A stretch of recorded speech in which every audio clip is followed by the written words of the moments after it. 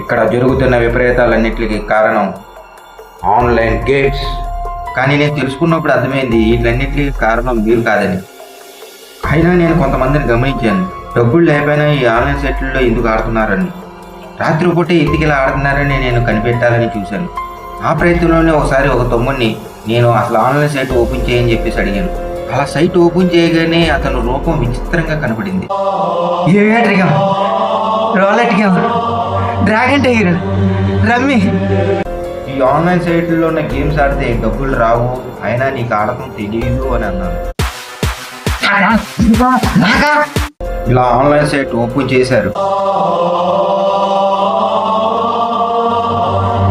ఒక గేమ్ని ఎంచుకున్నారు. మొత్తానికి ఎడిక్షన్ అయిపోయారు.